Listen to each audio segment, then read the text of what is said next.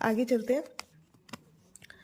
Appointment 10 कहता है appointment of officer and the confirm powers, अधिकारियों की नियुक्ति और शक्तियों का प्रदान करना।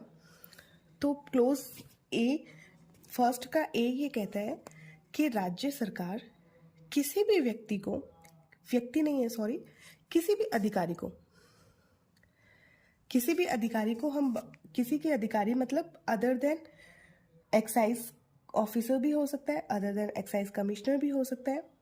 तो किसी भी ऑफिसर को एम्पावर कर सकती है इस एक्ट की, इस एक्ट में जो ड्यूटीज दे रखे हैं और एक्ट्स दे रखे हैं उन पे कार्य करने के लिए शक्ति एम्पावर कर सकती है राज्य सरकार। ये क्लोज ए कहता है। क्लोज बी ये कहता है, यहां से देखेंगे हम, an officer of excise department और बाय एनी अदर पर्सन, यानी other than an officer of the excise department और एनी अदर पर्सन, यानी आबकारी विभाग के अधिकारी से भिन्न किसी भी अधिकारी द्वारा या किसी अन्य व्यक्ति द्वारा किया जाएगा। ऐसी समस्त यकीनी शक्तियों का प्रयोग, ऐसा करने का निर्देश भी राज्य सरकार के द्वारा दिया जा सकता है। आगे चलते हैं 10A में, establishment of check post and inspection of goods while in movement, यानी जांच चौकियों की स्थापना और संचालन के माल का निरीक्षण।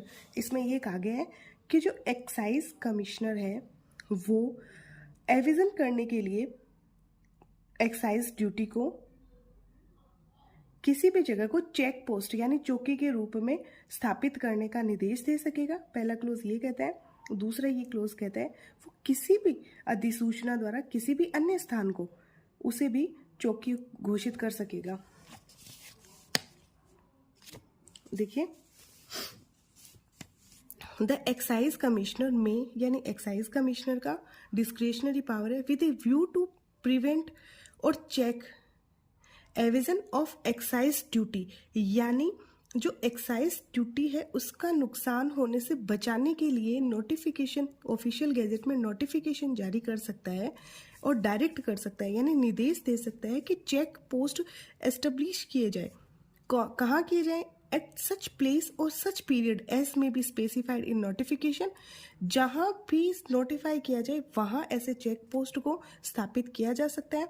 और वो जो ऑफिसर होगा, जो एक्साइज करना है अपनी पावर को, वो उन सब ड्यूटियों को निभाएगा जो चेक पोस्ट में इंस्पेक्शन, डॉक्यूमेंट्स का इंस्पेक्शन करना है या प्रोड्यूस करना है या गुड को मूव्ड करना है, सारे सब जितने भी ड्यूटीज है उन सब ड्यूटीज को वो अधिकारी परफॉर्म करेगा। पहला सब क्लोज ये कहता है।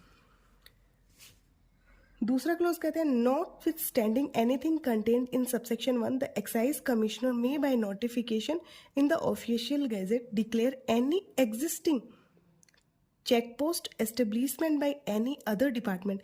इसमें बोला एक जो चेक पोस्ट है एक पर्टिकुलर जगह में किस जगह पे रखना है, कितने समय तक रखना है, ये कमिश्नर ऑर्डर दे सकता है, यानी डायरेक्ट कर सकता है। दूसरा ये कहता है कि एनी अदर पर्सन, अगर कोई और डिपार्टमेंट है तो उसे भी चेक पोस्ट उस समय के लिए बनाया जा सकता है जब इसकी आवश्यकता हो, और वही सारी ड्यूटीज और वही सारे एक्ट परफॉर्म उस ऑफिसर के द्वारा किया जाएगा जिसे एज ए ऑफिसर अपॉइंट किया जाता है। ये क्लोज कहता है सेकेंड।